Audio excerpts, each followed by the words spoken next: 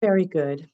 We'll let others join us. But first of all, I want to say good morning, good afternoon, good evening, good day to all of you joining us from all over the world.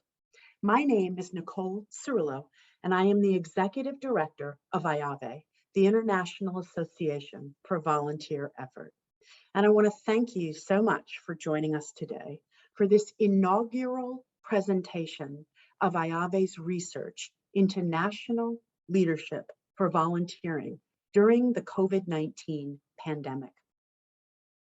No one on this call needs to be reminded of the many challenges the world has faced over the last 18 months.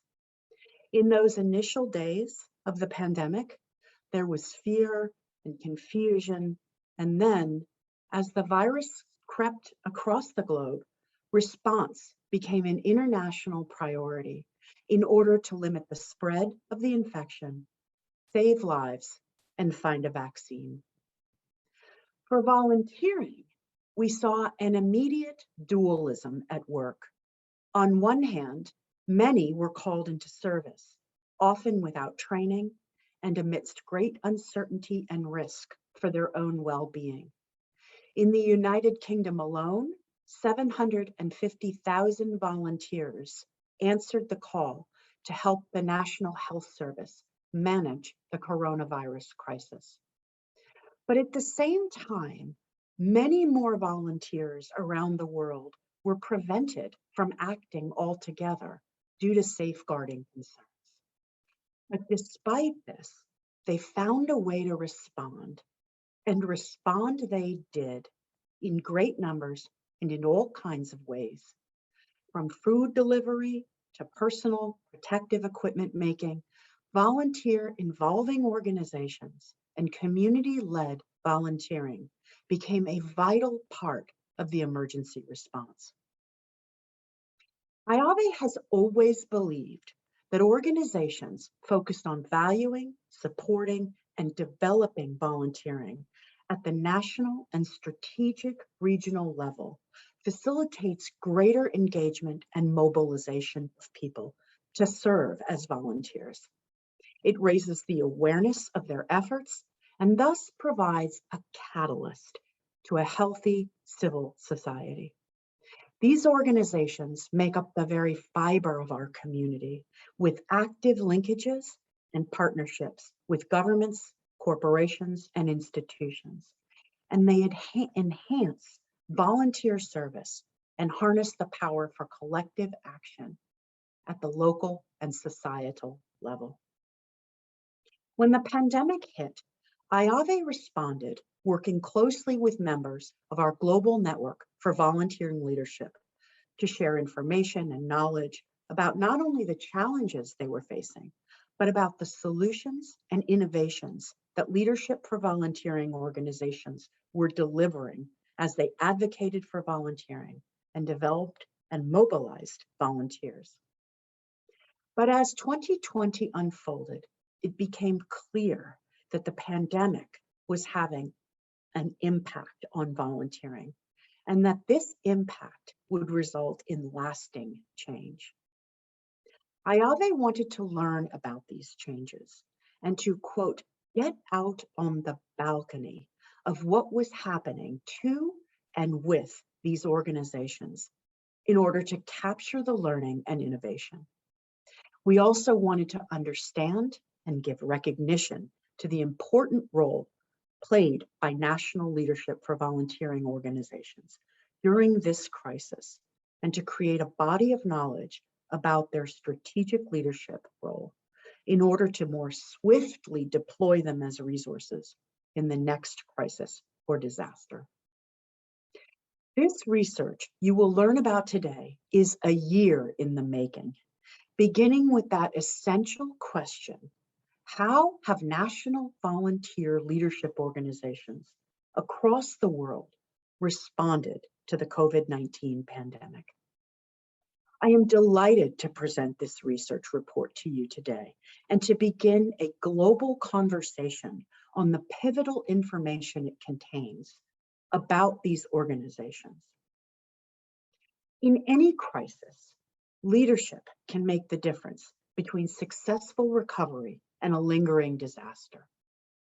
Many years from now, when we tell future generations about the story of volunteering during the pandemic, we will ultimately be telling them about a story about courage and leadership, and for the many ways in which leadership for volunteering organizations met this unprecedented moment. Before I begin, I'd like to take a moment to thank our premier sponsor for this research, the UPS Foundation, for whom it would not be possible without their friendship and support, and to thank our many members across the world who provide the resources to make this work possible. If you're listening today and you are not yet a member, please do consider becoming one at iave.org/join now. So our agenda today. First, we will hear from the team of researchers IAVE engaged for this work, who will provide an overview and present their key findings. Following this presentation, we will have a panel discussion to surface reactions and relevance of the findings, as well as the issues that have really resonated for them in this research.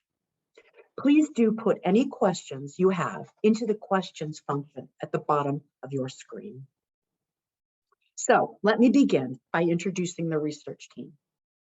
Dr. Jacob Mwathi-Mati is Senior Lecturer at the University of Humanities at Plaatje University in Kimberley, South Africa. His professional experience spans 20 years of work in academia, civil society, and consultancies. His research experience includes the development and management of local, country-level, and multi-country research projects in Africa, Asia, the Pacific, and globally. Helene Perold is director of Helene, Perold and Associates, an organization based in Johannesburg, South Africa. Since 1993, Helene has developed extensive research and evaluation experience globally. She was the founder and executive director of VOCESA, a nonprofit research organization that worked from 2003 to 2013 to build an evidence base in the field of volunteering and civic service in South Africa. And finally, Dr. Cliff Allum, who is Associate Fellow at the Third Sector Research Center at the University of Birmingham in the United Kingdom.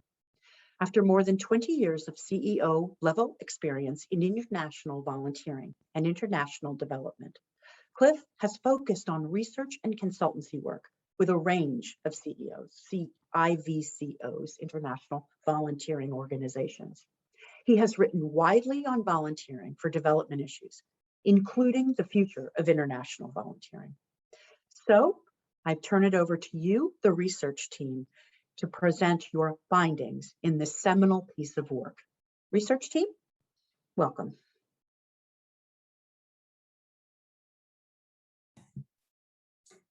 Thank you, Nicole, and good day, everyone, wherever you are in your day. It's our pleasure to be here, and I will start our presentation, and I'll be sharing it with the members of my team. So, Jessica, if we could just have the slide, thank you, showing the outline. So I will start with the research question, the methodology we used to answer that.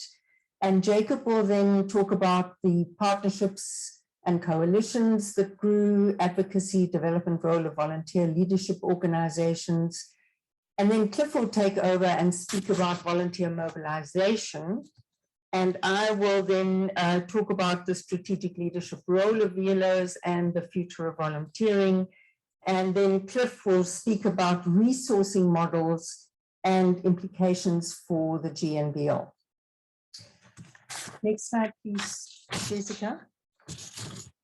So, as Nicole has said, our core research question was how have national volunteer leadership organizations across the world responded to the COVID-19 pandemic? And we used a mixed method approach in which we conducted an online survey of 125 volunteer leadership organizations which produced 70 responses across 67 countries. We also held in-depth interviews with 31 organizations, all who were members of the GNVL. And just to give you a quick indication of the range of that data, we conducted the data collection in all 6 regions in which the respondents are based, most of whom we had responses from Europe, then Asia Pacific, followed by Latin America, Africa, North America and the Caribbean, and finally the Arab region. And then just in terms of the type of organizations that we collected the data from, we had mainly independent NGOs, and then they were followed by volunteer coalitions or networks, or some were federations. And then there were some government programs and or departments. And I would now like to hand over to Jacob to take us through the next few slides. Thank you. Thank you, Helene, and Nicole and others for joining us this afternoon for me in discussing these particular findings. Well, in answering the question, how different volunteer leadership organizations have responded to the COVID-19 pandemic, in a sense, to meet the demands of the pandemic. I think Nicole laid a fantastic background to some of the problems that we're grappling with, and also the variety of experiences. So our study tells us that we've seen an increase in cross-sectoral collaboration, but not just the increase, but it actually, this became an important strategy for ensuring that organizations will succeed, communities will continue to be served, volunteers would heed that particular call in different parts of the world to be of assistance to their own local communities, but sometimes even beyond. In these particular the cross-sectoral collaborations that we're talking about, or we want to call them partnerships, volunteer leadership organizations drew on a multiplicity of complementary skills. And in a way, this helped increase their resource base. Complementary skills in the sense that it was not always the case that people and to reinvent the wheel, as it were. Sometimes they borrowed from other parts of the world, and the research speaks of organizations, for instance, in Europe and North America, contacting their colleagues in Asia, where the pandemic began. In these particular partnerships, I think the most critical factor has been the emergence, or rather the cementing of trust-based relationships, which become quite important in finding a common ground between the various actors in these partnerships. So we have some statistics there which speak to the value of partnerships in this pandemic. For instance, 71% of the coalitions argued that they were part of, 71% of the participants argued that they were part of coalitions to strengthen their advocacy work. 60% were part of new coalitions or volunteer involving organizations to support volunteer mobilization. 64% indicated that they strengthened their partnerships with government, and 52% strengthened their partnerships with companies. And there are various examples, especially from the qualitative interviews, to back these particular arguments. The key conclusion that we draw from that is that GNVL, which is a new network within IAVE, could actually play an important role in facilitating linkages and enabling volunteer leadership organizations to understand how to form effective partnerships in new ways. That is, as we look forward. Next slide, please. When we continue in terms of the COVID-19 context, again, we see that there are with regards to the functional areas of volunteer leadership organizations, one of these, as identified by IAVE, is advocacy. And we find that in COVID-19 context,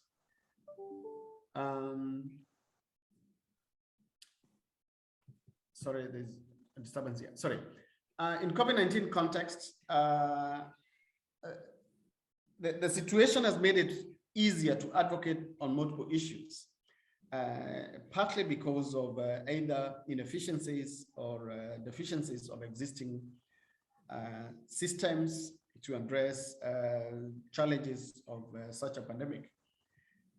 In a sense, it has also been easy to target certain agencies, be they in government, sometimes other actors in society for targeted advocacy. We have also seen that COVID-19 context also did create a momentum for volunteer leadership organizations to showcase the important work that volunteers do. And I think that becomes quite evident in various parts of the world.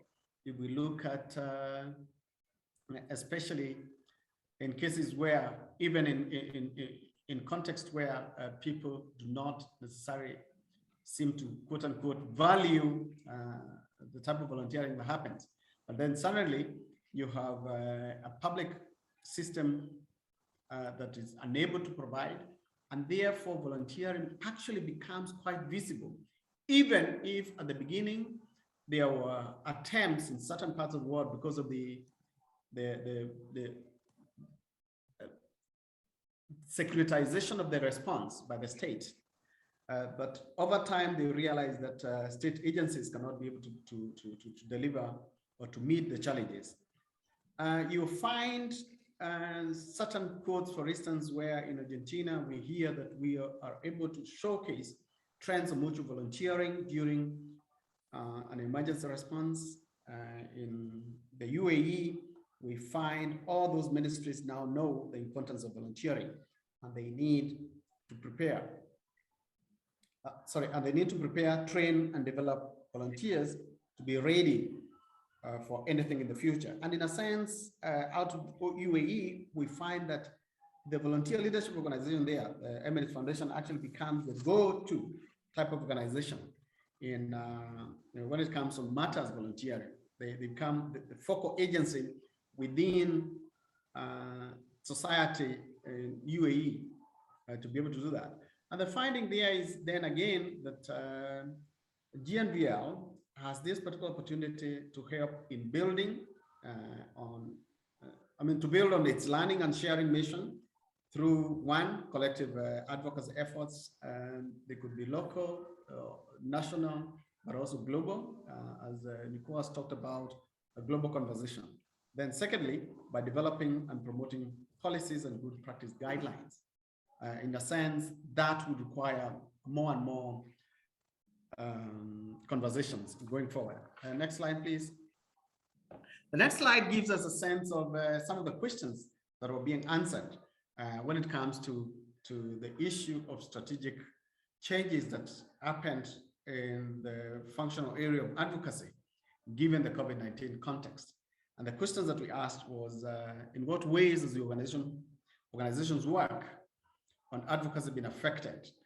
There are various responses there. We used a Likert scale of 1 to 5, and these are weighted averages or mean scores for the responses that we got.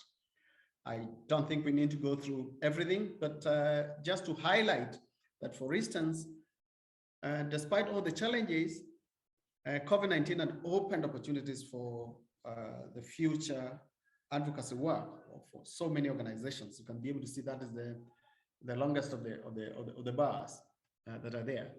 The shortest one in that particular graph talks of COVID-19 being a catalyst for influencing development or review of volunteer policies. And part of the reason for this is in some cases, in Australia, among many other parts of the world, we find that they realized that existing volunteer policies had not prepared those particular societies or nations to dealing with the type of pandemic or the challenges of the pandemic.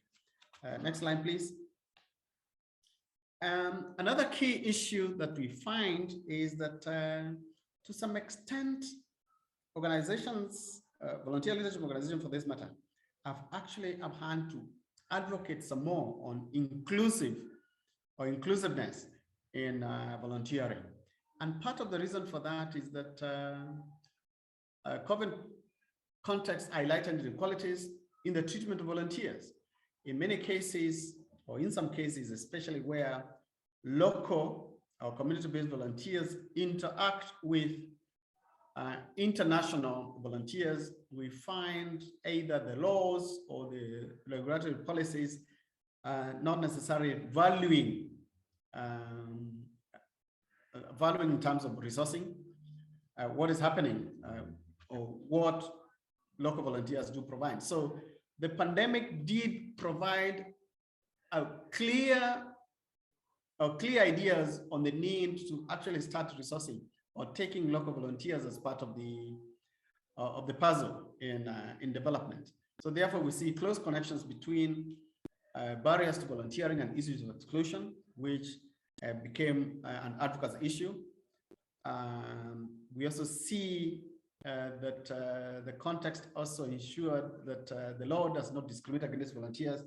For instance, in private sector, public institutions and NGOs, and this is mentioned specifically in Rwanda. We also see inequalities in the treatment of local. I think I've talked to that. And there's some statistics there that try to help us understand how widespread some of these particular issues are. 70%, for instance, say in future programs and mobilization strategies will need to be more inclusive. 42% argued that or indicated that the organizations had to focus more on drawing volunteers directly from groups that were disproportionately impacted by the pandemic. Next slide, please. So the other functional role of volunteer leadership organizations, as defined by IAVE, is its development. And here we find that COVID-19 has had a complex impact on volunteering for leadership organizations' capacity building role. For instance, 71% indicated that they have had or to be part of new coalitions of volunteer involving organizations to support their capacity building. 55% indicated that they were negatively affected by the or their capacity building role rather has been negatively impacted, while 65% said that some of the organizations they work with actually stopped operating or and to close, which is quite a big number. Our probing, especially in the qualitative part, indicated that these again were small community-based organizations who work with volunteers, and given crunches in funding and those other things, it became impossible for them to continue operating. Besides the lockdowns, which sometimes meant that people wouldn't be able to do much. We have a quote from Singapore there, which says that facilitating conversations among leaders so that they actually could share and learn from one another. So that is how they have had to respond to some of those demands from the pandemic.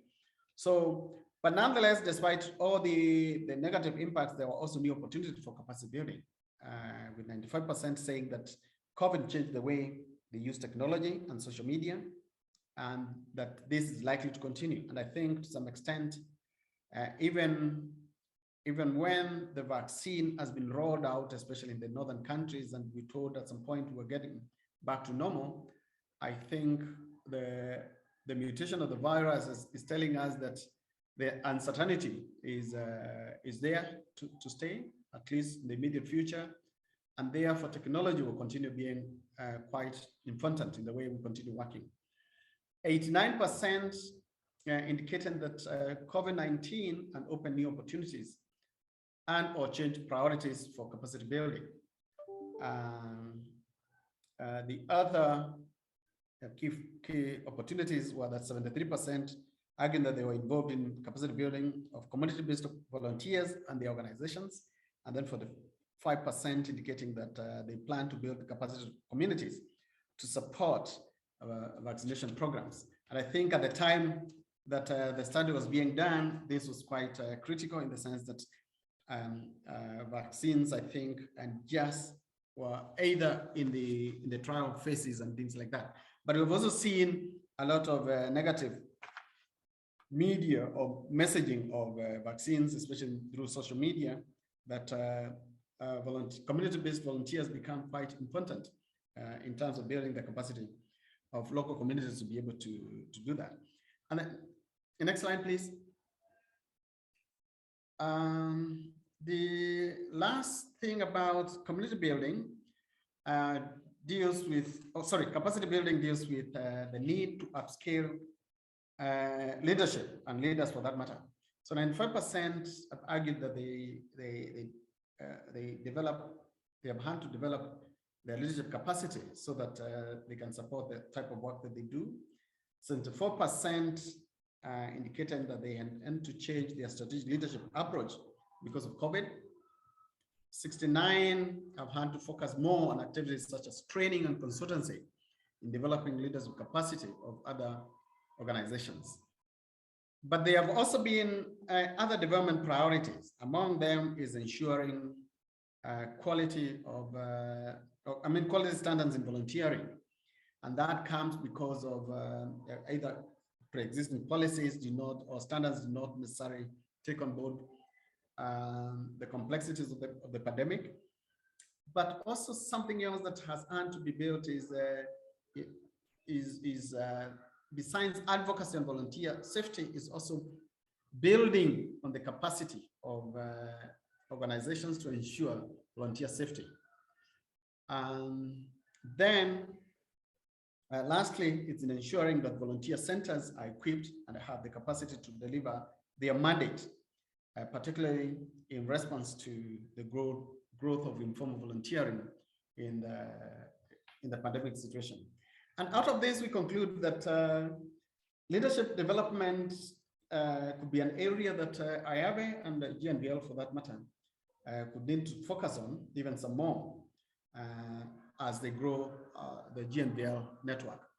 At this point, I hand over to Cliff to tell us a bit more about that functional role of volunteer leadership organizations. Cliff? Thank you, Jacob. Volunteer mobilization is a key area for the organizations that participated in the survey and also participated in the interview process. That doesn't mean to say they engaged it in the same ways or at the same level. Some were directly involved in mobilizing volunteers, others were involved in building the capacity of the organizations they work with to mobilize volunteers. But clearly the pandemic had a significant impact in relation to volunteer mobilization. And this was reported consistently across the survey and on the interviews.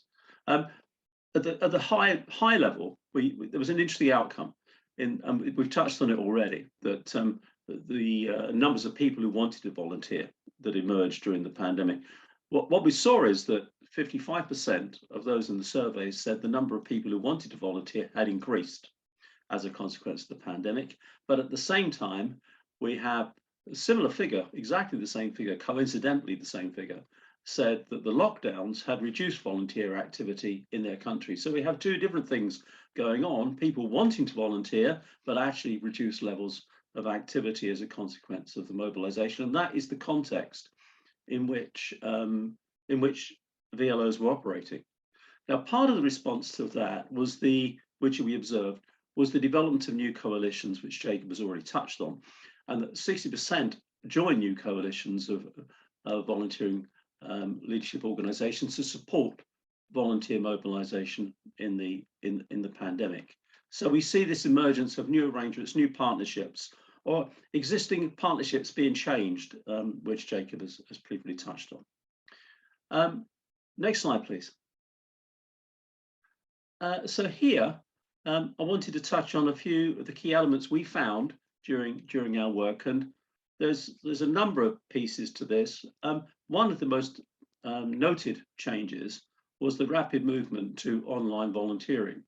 for volunteer mobilization. So we have two things here: organizations using online systems to assist in the mobilization of volunteers, but also the volunteers themselves moving away from face-to-face volunteering, which was often no longer possible, to online volunteering. We see nearly 2/3 of the survey respondents saying that they moved from face-to-face volunteering to online volunteering. Very often VLOs were establishing quite rapidly systems of enabling the volunteer opportunities to be available online, and for volunteers, as it were, supply volunteers who wanted to volunteer being able to be identified online. These were the kind of developments we were looking at. We also see some interesting dialogue taking place with organizations like Google about how volunteer opportunities can be promoted. So quite a lot of change in that area. We see that as it were, the reflection, the self-reflection on online volunteering gave up some interesting outcomes. Clearly, the partly was out of necessity, result of physical restriction. People couldn't go and be volunteers in the way they had before. But also there's a recognition this was more accessible for some volunteers who would otherwise be homebound and not able to volunteer face-to-face, so could now volunteer online. But at the same time, less accessible for people through the digital divide. So we see some contradictory trends here in online volunteering. The second key area is we see different volunteers coming through, and this is also a very interesting issue. Volunteers, the older volunteers, were no longer able to become volunteers.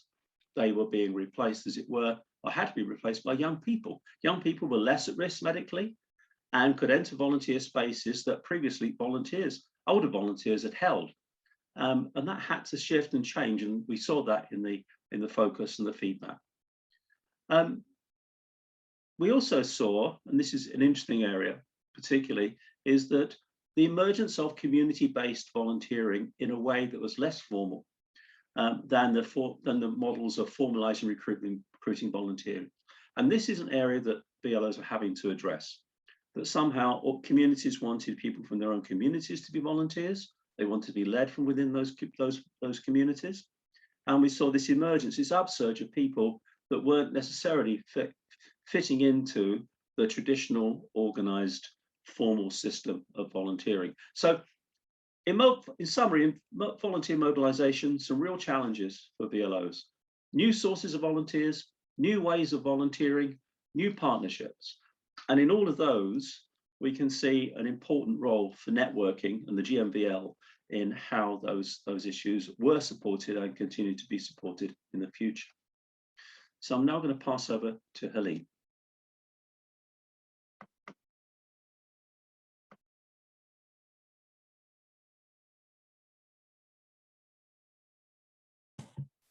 Thank you, Cliff. I'm going to talk a little bit about the strategic leadership role of VLOs, volunteer leadership organizations. And this, in some respects, gets to the heart of the leadership question. So as Cliff has already mentioned, COVID produced a step change in volunteering, and the organizations had to adapt and change very, very quickly. In the context of an emergency, in the context of not necessarily have been equipped with the resources or the skills to make that massive change. So 87% said their programs had changed and that they started responding more directly to issues arising from COVID-19. And as you can imagine, making that programmatic shift is a huge issue, a real task, and organizing their staff and their volunteers to engage with those different issues is a massive change. Then a similar number revised their strategies to prioritize online support, as Cliff has already talked about. And again, you can imagine the retooling and the resource issues and the skills issues that would have accompanied that, and the strategic decisions that had to be made about the extent to which they were going to hold face-to-face volunteering in abeyance or not. And then about 3/4 in doing that changed their leadership approach. in order to make those strategic responses. And very interesting is the figure of 73% who said that they started focusing more strongly on promoting human rights, respectful society, relationships, and social change. And that greater emphasis on social change, we will see in a moment, but it also changed the nature of the volunteers and the volunteer direction and strategies. So what we find in the issue of changing their leadership approach, one of the survey respondents talked about how they developed much closer relationships with the resilience and emergency response field. And that is again an example of programmatic but also strategic development, and speaks to the issue of preparation, which we'll come to in a moment, of what comes next and how do we prepare for it. You know, the issue of approaching pre-existing systemic problems in volunteer practice, which speaks to the quality standards, the safety issues that Cliff and Jacob have already mentioned. Those were there before, but somehow they were catapulted and sped up, and the leadership organizations had to work very, very quickly with their networks to make that happen. And then finally, the fact that they confronted conventional ideas about who can and who should volunteer speaks to that issue of inequality that Jacob raised earlier, and the barriers, for example, discrimination against gender, refugees, people living with disabilities, sexual minorities. And then there was a very interesting comment by the National Volunteer and Philanthropy Center in Singapore, which speaks to that, that issue about the social change. We want to challenge the status quo that volunteerism is only for saints, or only for those who have lots and lots of time, or lots and lots of skills. It really can be for anybody and everything, just depending on what you can offer and what are the needs. And I think the needs-based approach is one of the fundamentals that's underpinning these strategic changes that we are seeing here. Next slide, please. Then on the future of volunteering, just an overall assessment. Ongoing change and unpredictability are the likely hallmarks of the future of volunteering. And the preparedness for future crises is at the forefront of many of the volunteer leadership organization leaders and their organizations and networks. So that is not only about developing safety and security protocols, but it's fundamentally about reorganizing, restructuring, and retooling programs and operations to respond to what? Well, we're still in the pandemic. It keeps morphing. You've got changes in the way people are feeling about it and what they want to do. Some people said volunteering will definitely decline because of increased poverty and people have got to look after themselves. Others have a different view. But there down the road, we can see climate change and other crises, economic crises. And I think the volunteer leadership organizations are saying, well, what do we learn from the COVID experience, which is with us continuing, but that will need to equip us for future crises. But they also described how difficult it is because they had to change so rapidly. So it makes it very difficult to future-proof your organization when you're still in the process of recovery or evaluating whether did you do the right thing, can you do it better, and what are the resource implications. And then a big issue that came out was that COVID-19 is likely to restructure the volunteer landscape. And basically that refers to one of the features is that national organizations are working increasingly with smaller organizations within networks. And that is something that donors are very interested in in order to enhance the scale of activity, but also to start engaging more fundamentally at community level. But the resource base is changing.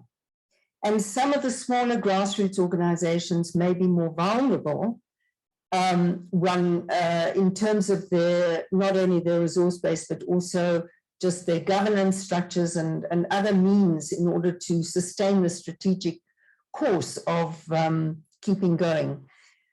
But maybe not so clear is the fact that some of the larger organizations, and we're talking about very large organizations here, are being weakened by funding cuts and the diversion of funding into areas more directly associated with the health sector and other work. Nevertheless, the contradiction here is that some small organizations appear to be more resilient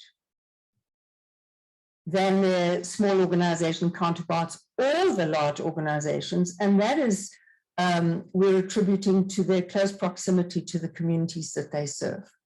So it is a very contradictory situation. And then very quickly, the relationships or networks at local and regional, multinational levels have been critically important in finding new solutions to the situation that people are finding themselves in, and the development of volunteer interventions within this context of innovation has become a priority for some volunteer leadership organizations to combat the loneliness caused by COVID-19.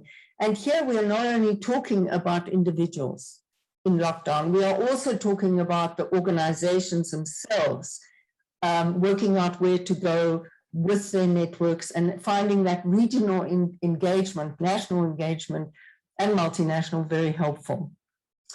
Just lastly, then, will technology replace face-to-face volunteering? It became clear the options are not binary. It's not an either or.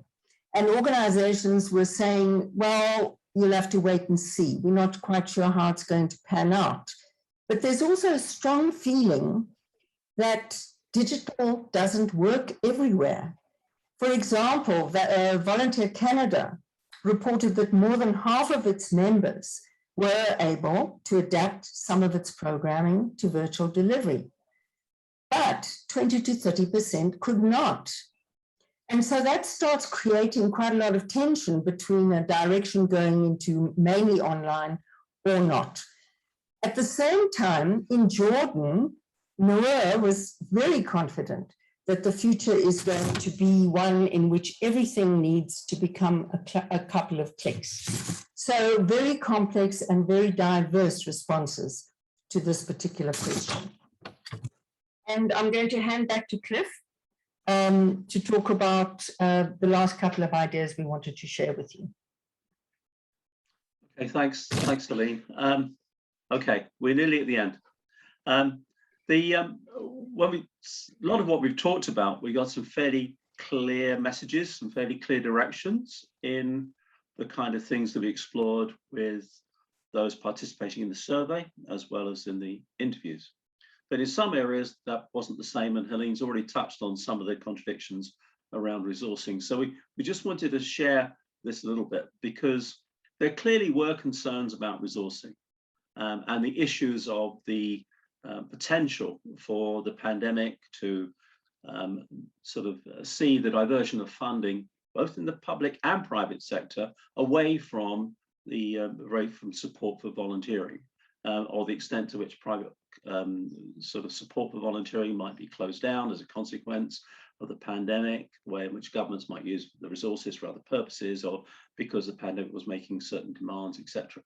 So clearly there was some indication, as Helene has hinted, that reduced funding will lead to some VLOs closing. Clearly, some did close, and that was some of the feedback that we had.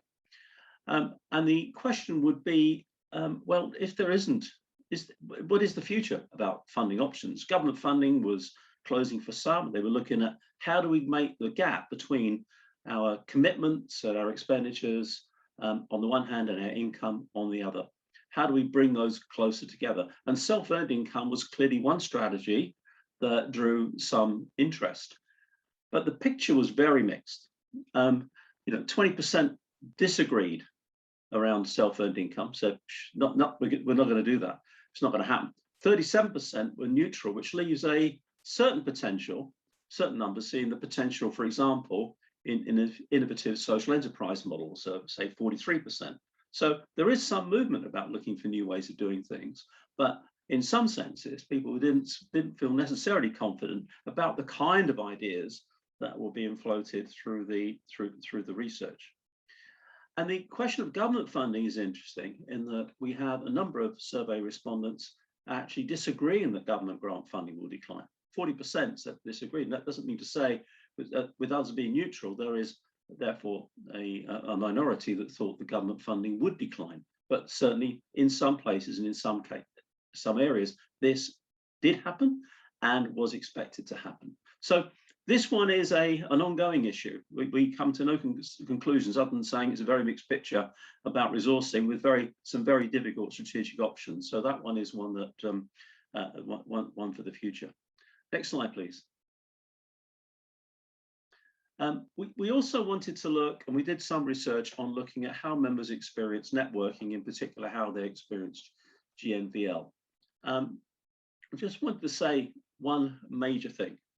The networking was hugely significant during the pandemic. That was a general finding, a general comment made.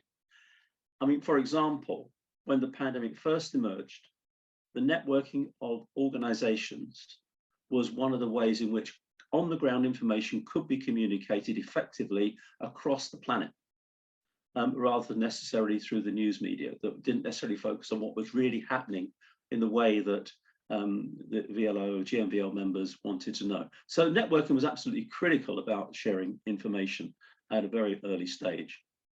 And we got some very positive responses that 2/3 of the survey respondents said the GNVL network enabled them to connect and share knowledge with other organizations about issues of common interest. So that sharing between members was a hugely important element. And we also have the fact that the network itself provided specific report, and we get support in addressing the challenges of COVID. In this context, we noticed to get the comments around specific write-in comments about the importance of webinars, about the importance of online learning, about specific initiatives, for example, IAVE had engaged with. But there was a clear support, a clear indication that people appreciated the support the network had provided in specific ways about learning and sharing. Members have noted the primary role, noted the benefits linked to the primary role of the network, and that's between the members and with the GNVL's team within IAVE. And we think that there's also some interesting questions about isolation. Clearly, the number of people said it makes so much difference not to feel that we are isolated in this pandemic, that there's people out there we can connect to. And this was an important element that was shared quite regularly with us. So implications for the future, implications for GNVL, is that we can learn from these experiences because in a way to be proactive in the event of a further pandemic of this kind, or even the ongoing pandemic if it renews. So there is some lessons for the direction that GNVL can take. Next slide, please. So we would like to thank you for your time. And here are our contact details. These will be on the slide deck when it's circulated, so you don't have to race to put them down now. And I think we are concluding. I'm just checking with Helene and Jacob whether they have any last comments. Otherwise, I'm concluding my contribution at that point. Thank you for listening to us. We hope you found it of use.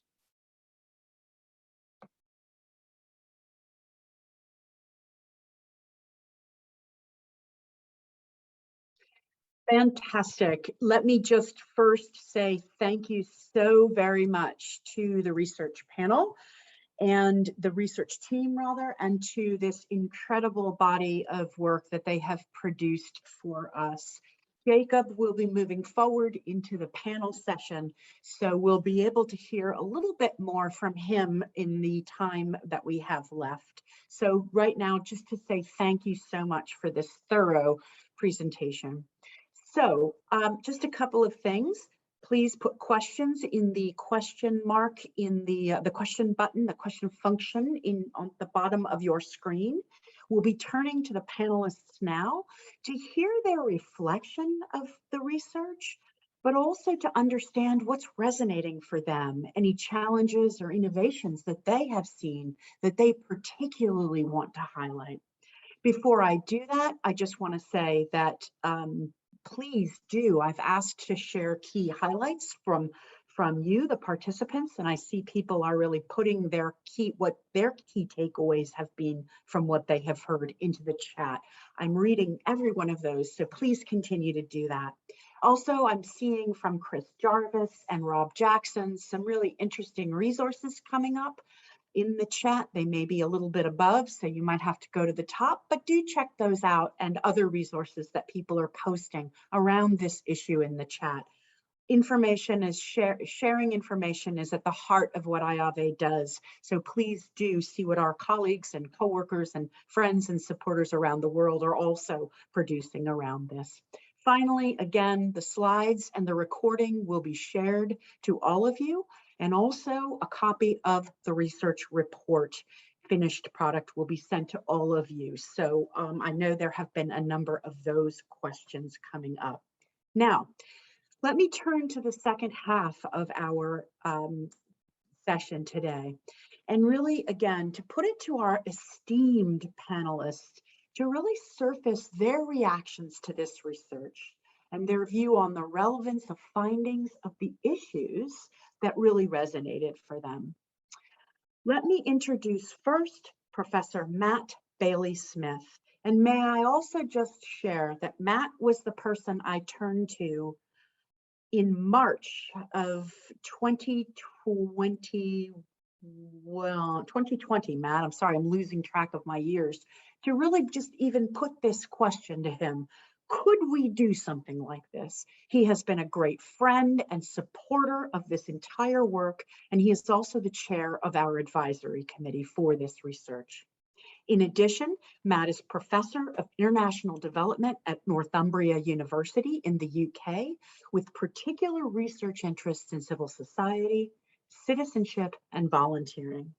At Northumbria, Matt is co-director of the Northumbria Center for International Development. He has extensive experience for leading large international research projects and teams, including serving as principal investigator for the Refugee Youth Volunteering Uganda, research director of the Volunteers in Conflicts and Emergencies Initiatives, and co-investigator of Living Deltas. We also have joining us Gabriella Civico, who is the Director, Center for European Volunteering. Gabriella has a degree in social policy and education from Surrey University and a master's in education from the University of Hull. Her professional background is a business and youth NGO sector, where she has worked first as an administrator and then as a trainer and expert in both paid and voluntary capacities. Charlotte Sung is the Chief Executive Officer of the Agency for Volunteer Service, a Hong Kong-based nonprofit organization leading the advancement of sustainable volunteerism through facilitating and mobilizing quality volunteer service. Prior to joining AVS in 2019, Charlotte worked as a contracts management officer for the UN Logistics and as head of operations for UNICEF Hong Kong office. Alexandria Infante Perales is Executive Director of Peru Voluntario and the CEO of Ikigai Social Lab. Alexandra is an economist, a life coach, and a meditation teacher with more than 14 years of experience in designing and implementing volunteering programs within the corporate sector, government, academia, civil society. And in 2017, Alexandria co-founded Ikigai Social Lab, focused on designing high-impact social programs. Also in 2017, she worked with the Peruvian government on the design of the National Volunteering Program and its first formal national volunteering network, Peru Voluntario. Welcome, Matt, Alex, Charlotte, and Gabriella, and also Jacob, who will be joining us and coming forward to answer questions as part of this panel. First of all, I'm going to start out with the question that I have really put in the body of the chat for all to answer. And that's about how relevant is this research to a post-pandemic exploration of the future role of volunteering across the world.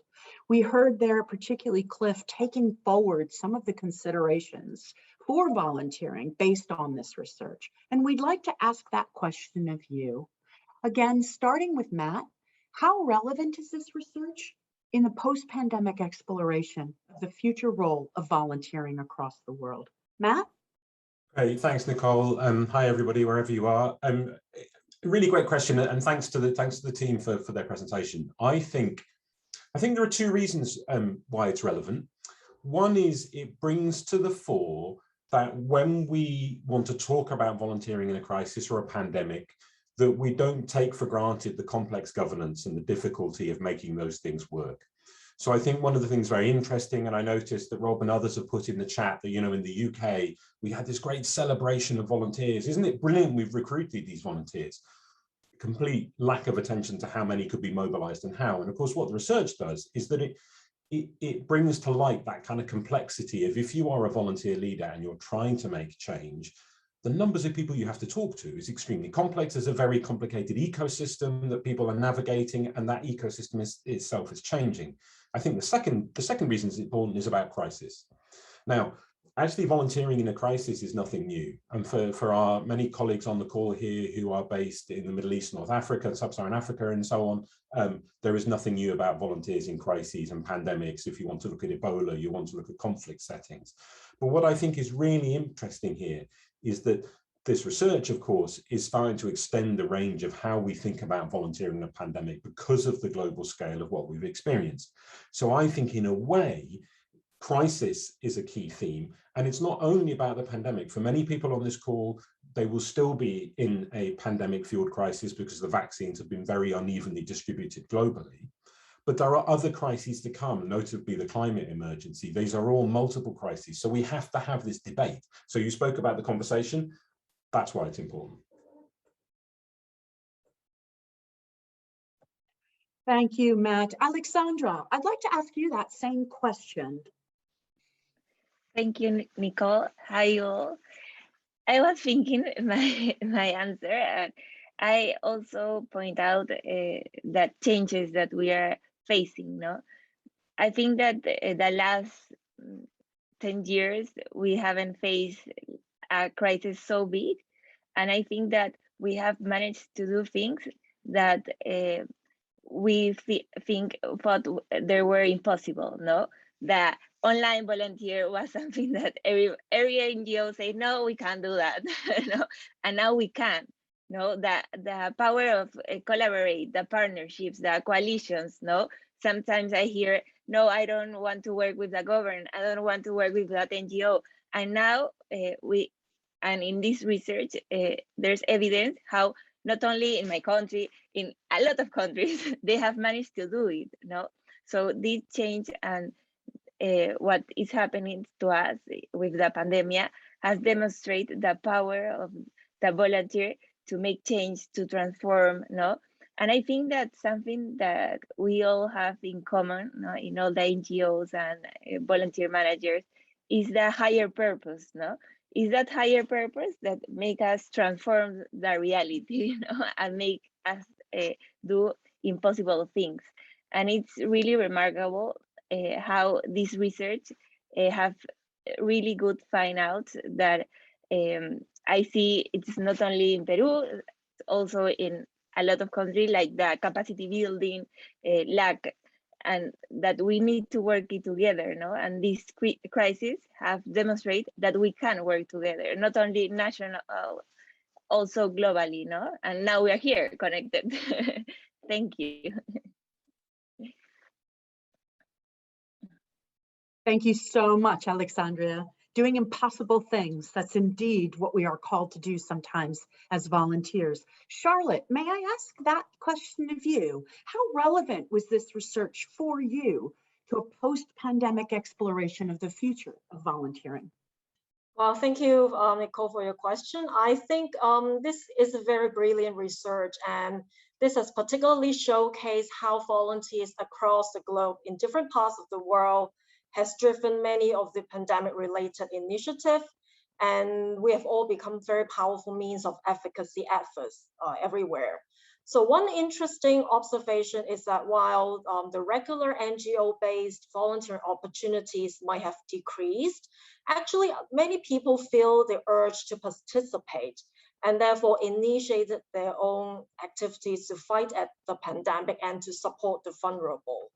So similar to what the research has identified, in Hong Kong, we have seen many more self-organized, informal and community-based volunteering efforts outside the structured and established framework of formal volunteering.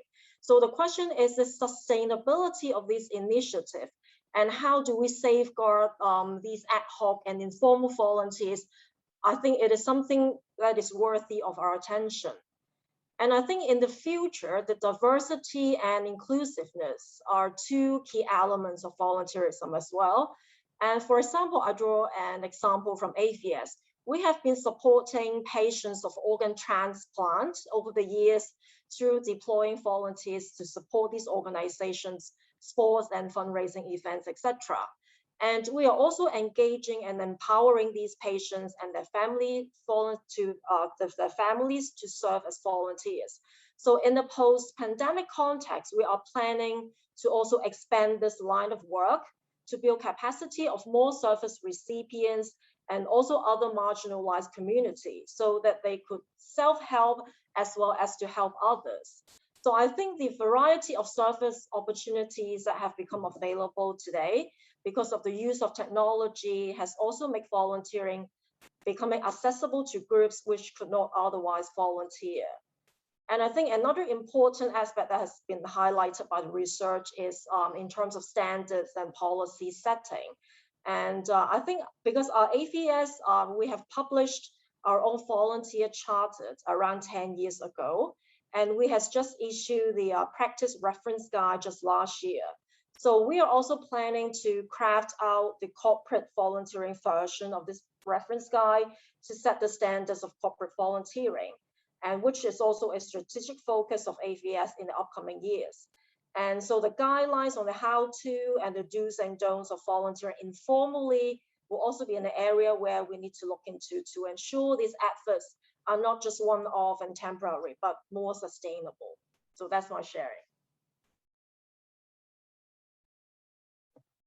Thank you so much, Charlotte. We have, Gabriella just let us know that she had to drop off the call. We may actually hear from her again, but she had another engagement that she needed to go to. Matt, I am going to turn to you. There is a lot of good research suddenly coming out on volunteering. It's really, really exciting to see so many people engaging in this very important topic. But this is not news to you, obviously, as this is your profession.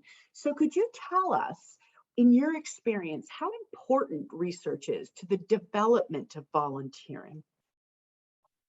Thank you, Nicole. It's kind of a treat, as if you're a professor who works on this, it's kind of a treat to be asked that question in a public domain. And it's a risky strategy for you, Nicole, because I could go for days, so you'll have to slow me down.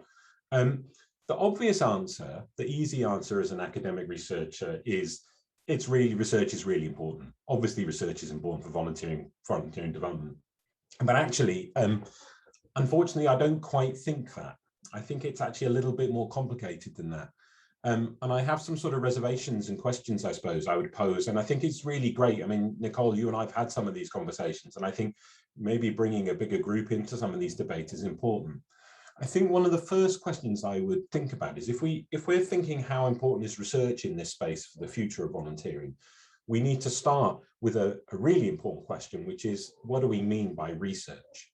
Now, research is used as a really catch-all phrase for lots of different practices done by lots of different people in lots of different environments, led by lots of different kind of investments. You know, what kinds of research gets done is not neutral. And it's informed by all sorts of existing investments in ways of thinking, by different bodies who have a stake in different kinds of things. So the first challenge in answering that question is, what do we mean by research?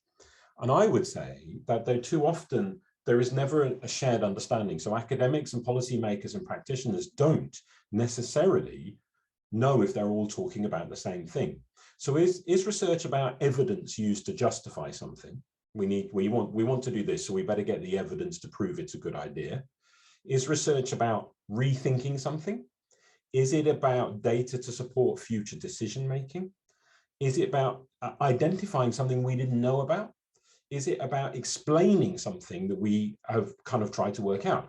And the thing I always say in all my work is collaborative. All my research is really collaborative with NGOs, civil society, volunteering organizations, is that actually these are really, really different things. And what I would secondly say is that we should not presume that it is academics that do research. So we need to work out what we mean by research. And secondly, organizations on here, on this call, are full of fabulous people who think analytically, creatively, they deal with data, they deal with ideas. They are part of this ecosystem. I would say that very often, academics aren't very good at providing evidence. What academics are very good at is asking questions and provoking questions.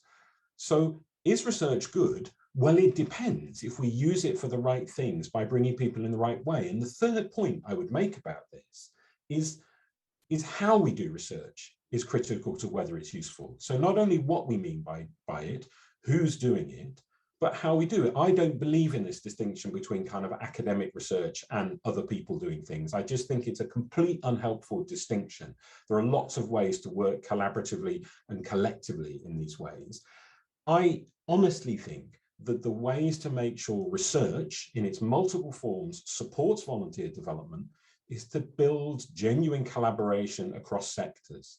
That's easy to say. It's very, very difficult to do without compromise, without patience, without a willingness to learn on the part of academics and the part of practitioners and policymakers. The thing that frustrates me most is an organization comes to me as sometimes and says, Matt, what's the answer? And they think I'm going to say, the answer is 42.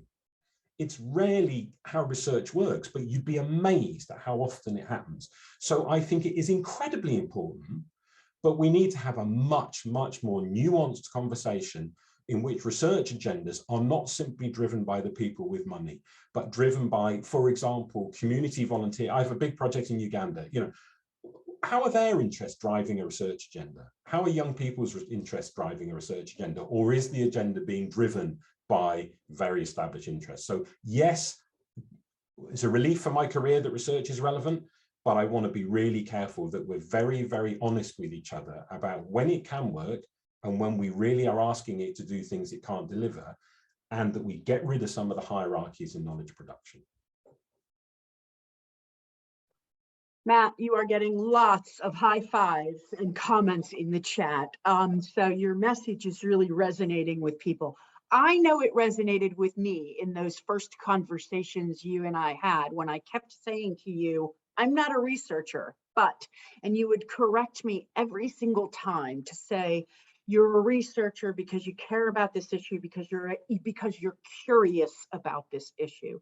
So I would really, really encourage all of us to take Matt's advice and consider ourselves researchers, no matter where we sit, no matter what our role, because the fact of the matter is we're in a great moment of change, and we need to have everybody curious and examining and looking for how volunteering can meet this moment and build itself to be a much more integrated part of our response. So brilliant, Matt. Lots of comments for that. Okay, I'm going to move to Charlotte. Charlotte, there is a really good question and some really good questions coming up, by the way. A really good question about this notion of resiliency and this notion of when pivots happened and when they did not. And a question really around volunteer leadership organizations pivoting and doing pre-programming activities throughout the pandemic. So I'd like to ask you a question about this. You've recently taken on the role as CEO of AVS Hong Kong, as we have mentioned, which is a very highly respected volunteer leadership organization, not only in Hong Kong, but across Asia, and is 51 years old. This research, I think, highlights the importance of being a part of a global network. And how do you feel that the Global Network for Volunteering Leadership, but other networks, can really support you in your new leadership role, again, as you encounter this change and as you take on what will most likely be a new vision for AVS to meet the challenge of the time? Well, yeah, thank you for your question. So in fact, it's only my third day into my new leadership role at AVS, and thanks to my predecessors, and AVS has really established very strong networks both locally and globally, and it is enjoying very good reputation as the organization that charts the course of volunteerism development. So I'm really happy to be stepping into a very big shoes. And as you told, I'll be really busy connecting with everybody, and I can already feel the pressure that my Flora felt when she was leading the organization. So I'm very happy that AVS actually has a very good standing locally, and we are recognized as a trusted partner for many projects and programs that involve cross-sectoral collaborations. So I think the extended network of GNVL and IAVE should surely enable AVS to tap into the body of knowledge and to pick the brains of our counterparts globally around the world in order to facilitate our work and in the future. And particularly now that digital transformation seems inevitable for NGOs to remain competitive, and we're also seeing an increasing popularity for nonprofit organizations to adapt advanced technology into their work. So I see much opportunities of us joining hands to either brainstorm on new ideas or even to co-create projects that could collectively amplify our results. And I personally took part in the virtual Ideathon organized by the Emirates Foundation last year. And I think a lot of the winning ideas generated there also have applicability in other countries. So I think the sharing of these resources, the know-hows and the insights could definitely maximize our impacts collectively, instead of like having each of us working in silo and reinventing the wheel.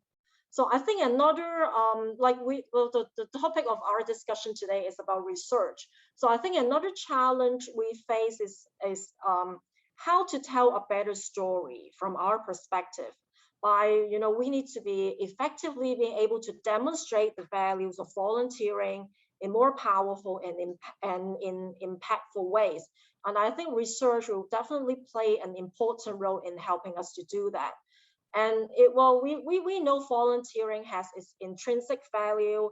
It's good for us. It helps others feel good. But when we try to promote the idea of volunteerism to those who do not already buy into that idea, we need to have a more systematic and an objective or an easy to remember way to speak to the stakeholders and to speak to the public to let them quickly grasp the main points of our messages.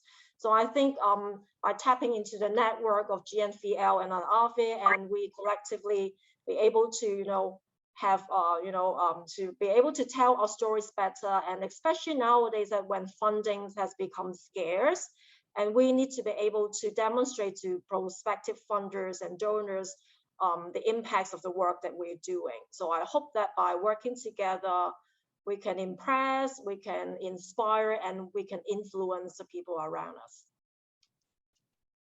Thank you so much, Charlotte. Thank you very much. I think all of us on this call understand that we need to work harder and sort of find a way to really lift up what I like to say is the imperative of volunteering. And I really absolutely agree with you about telling that story and creating that global narrative that lifts up volunteering as an essential, not just a nice to have, but an essential to building resilient communities.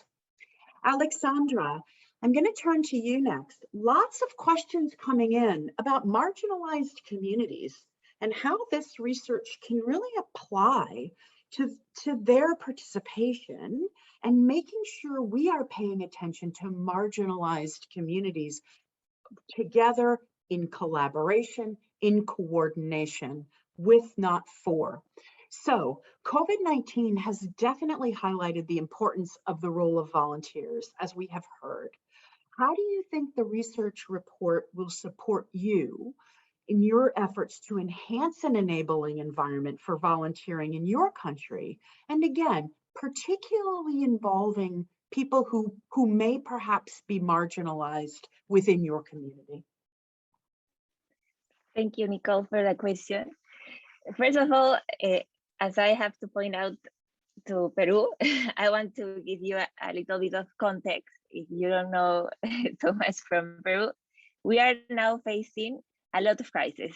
We not only have a health crisis, we have a social crisis, we have a political crisis, we have a economic crisis. Really, nowadays we are thinking is the pandemic is the real worst crisis that we are facing. No? But what all these crises joined is that the volunteers can make a change, no? And they're working to make a lot of changes, no? The levels of poverty in Peru have come back 10 years ago after, no? We have 10% more poverty in our communities, and we are facing, as the volunteer ecosystem, a really bad situation, no? It never have been so bad. So in that sense, this research is really going to help us, because when we want to make advocacy or bring funds to make more programs that they're needed most than ever, we don't have data. And they always ask us data, no? And no, there are a lot of people that don't do volunteers, so they don't understand the impact and the relevance. So this type of research help us a lot. In Peru, the last research of volunteer have been made 20 years ago, so it's not relevant. So we are always looking for different research that we can use to demonstrate the importance and the relevance and the impact and how in other countries have made so much, no? So I think this research will help us to make public policy. We don't have government funds for volunteer. And I see in the research that there's a lot of countries that have it. We don't have it, no? We have a volunteer law. It's like the first step, but this research will help us make public policy, no? Help to have more benefits and funds for the volunteers, NGOs. There's a lack of funds nowadays, but the NGOs are really resilient. So they have still doing the work because it's needed more than in any other time, no? And the communities that we are working are, they have needs more than in any other times, no? So the work that the NGOs are doing, it's really great, and it's really efficiently when we work in networks, no? So we have joined together and share funds, share materials, share volunteers to do it more efficiently and have the impact that we need to have, no? So this research is really, really important to us. Thank you. Thank you, Alex. And thank you. That sets up the next question really quite well. I'm going to ask Gabriela, and I'm sorry, I'm going to ask if we could be brief. I'm trying to get Jacob in here as well. And I do note that we've got a dwindling time. So just if you could be brief, Gabriella, you also lead a network, and I'm just wondering if what you could say about the relevance, some high points for you in terms of the relevance this research brought to mind in terms of the importance for national leadership for volunteering. Hello, yes, absolutely. And thank you for sharing the research, and thank you for doing the research. I think this is the main thing. In Europe, we just adopted very recently our new blueprint for European volunteering, which sets out what we want to achieve in the next 10 years about volunteering in Europe. What are the values and what are the frameworks that we want to place around volunteering to make sure that it can be of the real value that we want to see. And this research will absolutely provide us with the backup for some of the asks, for some of the requests that we put in that blueprint. So that is really, really very, very welcome. It's not something we would have been able to do with our own capacities. So this is really thanks to IAVE and all the support that we have this. The big takeaways that I really heard was about this necessity for cross-sector partnerships. We have seen that where they have been stronger in Europe, certainly there has been more resilience to overcome the challenges of the pandemic. So this is something that we need to keep looking at. We need to look at really the state support and how the state doesn't just come to the volunteering sector in a crisis to ask us to help solve the problems, but actually is working with and supporting of the volunteering sector all the time so that we can all together be more resilient for when the crisis hits. And I think this research really provides the backup and the basis for when we go to our national governments and we ask for this kind of support, we ask for this kind of recognition, that this research will be an important evidence that we can also give alongside our political asks, which are included in the blueprint for volunteering. So again, thank you very much to all the team and everybody who contributed to the research. Thank you, Gabriella, and I'm glad we could get you on this webinar after all.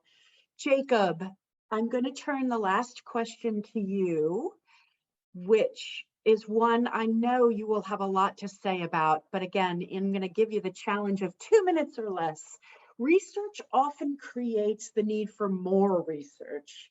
So when you think about your experience and the findings of this research, what issue did this particular project highlight for you that you would benefit from further consideration? So in other words, when you think about this research, what is the top priority for the next piece of research that you uncovered as you went about this work? Jacob? Yeah, thank you. Thank you very much. It's to some extent, I think what others have said have actually made my life slightly easier. This morning I was grappling with, if I'm asked a question like that, what am I going to say?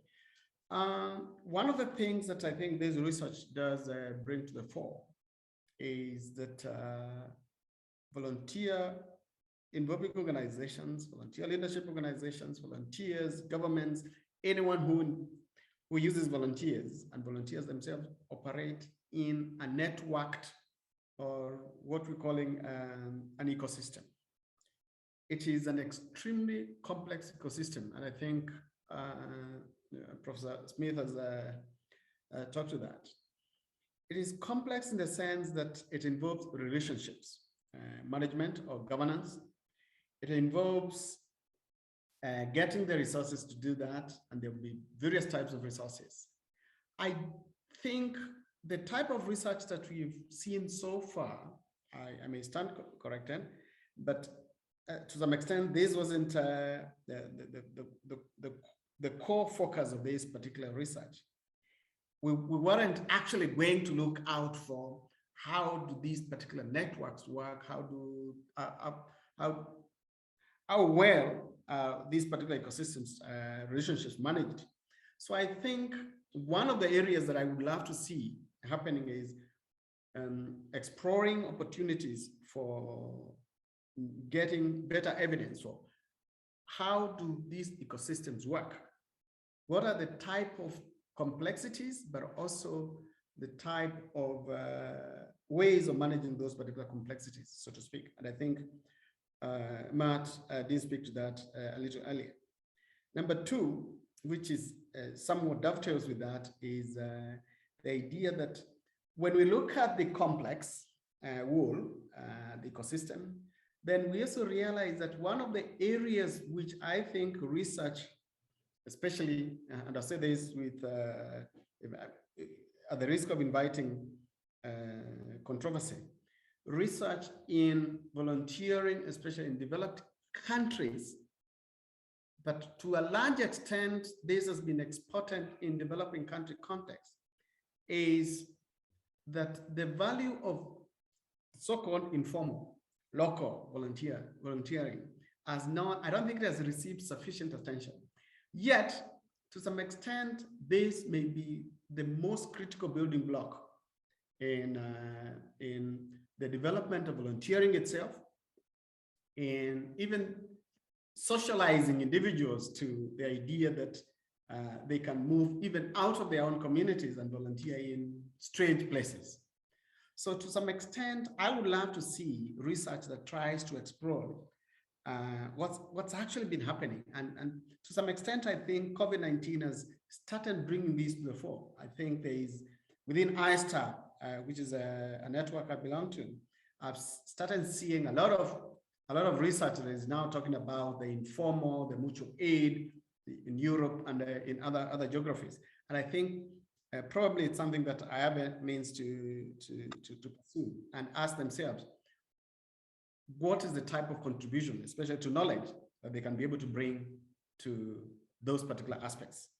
Because if we take care of all the blocks in this particular complex ecosystem, I think we will be good enough to ensure that we grow volunteering, not just quote unquote globally, but also contributes, it has real life, real experiences and meanings to local context. Thank you.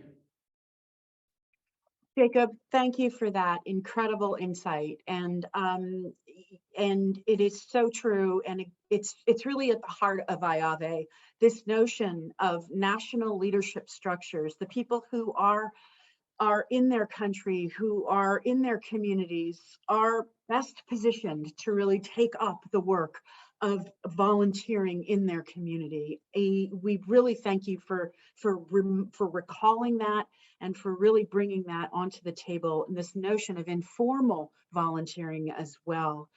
When IAVE began this research, we certainly didn't seek to prove the merit and worth of our global network for volunteer leadership, but I'm so pleased that we in fact did that. And so many of the findings support this notion of leadership and this notion of networks, which again are right at the heart of this very important network for global volunteer leadership. So let me say that this is the first in a series of conversations we will be having, again, these global conversations about the very fruitful aspects of this research. So do stay tuned for IAVE and for news of upcoming webinars and conversations in this. Let me now leave it for me to say thank you. Thank you to the researchers, to Jacob, Helene, and Cliff for their incredible hard work on this and for the many brilliant insights that they have had. To Matt Baillie Smith, again, whose initial enthusiasm for this idea really brought this and is responsible for this. And in fact, to the rest of the Research Advisory Committee, whom you will see in the research report. Your guidance and your wisdom helped make this report what it is. To all of the members of the Global Network for Volunteer Leadership and beyond who contributed to this, we wouldn't have had this research if you hadn't taken the time to provide your thoughts on the experience during COVID-19. To Wendy, of course, Wendy Osborne, who has ably and capably led this research, and to Jessica Hahn, our communications manager, who has really worked to make it the lovely publication that it is. And finally, to UPS Foundation for their support. And again, to all of our membership and members and supporters. We could not do this without you. So thank you again, and stay tuned for the next set of conversations in this very important series, and we hope you enjoy this research. Thank you very much.